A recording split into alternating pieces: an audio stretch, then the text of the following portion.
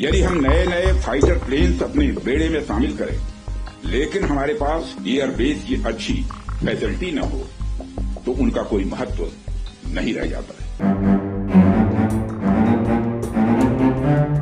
कल रात भारतीय सेना ने ऑपरेशन सिंदूर के तहत अद्भुत वीरता दिखाई। ये कहना है रक्षा मंत्री राजनाथ सिंह का।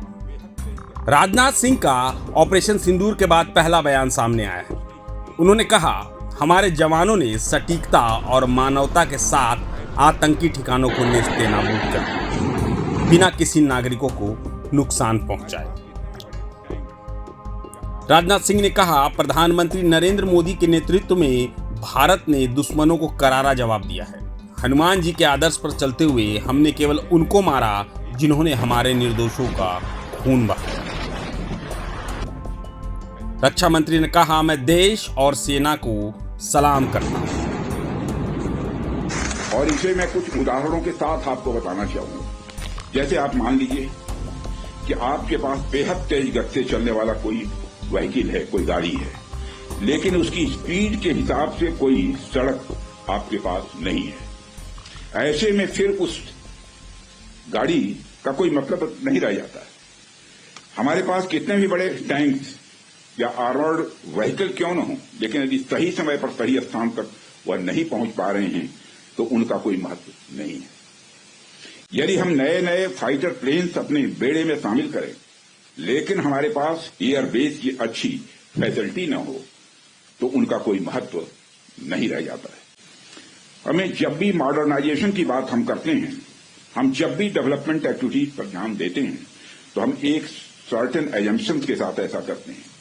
हमारे कुछ डिफाइंड पर्पसेस होते हैं जिनको ध्यान में रखकर हम कोई भी डेवलपमेंट एक्टिविटी करते हैं। जैसे यदि हमारा कोई फाइटर प्लेन अपने बेस के अलावा किसी सड़क पर उतरता है, तो उसके सड़क पर उतरने मात्र से ही उसकी क्षमता कई गुना बढ़ जाती है, क्योंकि अब उसके पास बेस के साथ साथ सड़क के रूप में भी एक विकल्प मौजूद है। ऐसे में उस फाइटर प्लेन को अपनी हर छोटी मोटी जरूरत के लिए बेस पर वापस नहीं जाना पड़ेगा। इसलिए हम हमारी आर्म फोर्सेस की हर जरूरत के लिए न्यू जनरेशन इंफ्रास्ट्रक्चर बिल्ड करें, यह समय की आवश्यकता है, यह समय की मांग है। मुझे पूरा विश्वास है कि बीआरओ इस आवश्यकता के अनुरूप पूरी तरह से तैयार है। साथियों, एक रक्षा मंत्री के रूप में और इसके पहले एक गृह मंत्री के रूप में मुझे बीआरओ द्वारा निर्मित सड़कों पर यात्रा करने का कई बार सुखद अनुभव भी मिला है।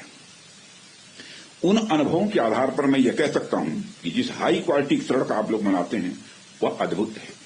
वह सड़कें इतनी सुंदर होती हैं कि उस पर चलते हुए आदमी कई बार अपनी मंजिल तक भूल जाए। मैं तो देशवासियों से यह भी कहना चाहूंगा, यदि आपको बिना मंजिल की यात्रा का आनंद लेना है, लेकिन पर्वतीय क्षेत्रों में, मैं मैदानी क्षेत्रों की बात नहीं कर रहा हूं, पर्वतीय क्षेत्रों की बात कर रहा हूं, यदि आपको बिना मंजिल की यात्रा का आनंद लेना है और पर्वतीय क्षेत्रों में, तो आप बीआरओ की बनाई हुई सड़कों पर निकल पड़िए।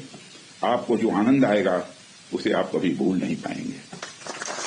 और मैं यह सिर्फ कहने के लिए नहीं कह रहा हूं, बल्कि बहुत सोच समझकर यह बात मैं कह रहा हूं। जब भी आप बीआरओ द्वारा निर्मित सड़कों पर जाएंगे, तो जाहिर सी बात है, आप सीमावर्ती इलाकों के लोगों से मिलेंगे, उनसे बातचीत करेंगे, आप वहां के कल्चर, वहां के अन्य जो परंपराएं हैं, प्रथाएं हैं, उनको पहचानेंगे। और इससे कहीं न कहीं आपको एक ऐसी यात्रा का अनुभव मिलेगा जिसे आप जिंदगी भर याद रखेंगे। और आप आज जब हम इस बड़े दिन का जश्न मना रहे हैं, तो आइए हम एक ऐसे भविष्य का निर्माण करने का संकल्प लें जहां हमारे सीमावर्ती इलाकों का हर गांव, वहां का हर नागरिक अपॉर्चुनिटी, अवसर, सिक्योरिटी यानी सुरक्षा और प्रॉस्पेरिटी यानी समृद्धि से युक्त हो। आइए हम मिलकर एक ऐसे भारत के निर्माण की ओर आगे बढ़ें।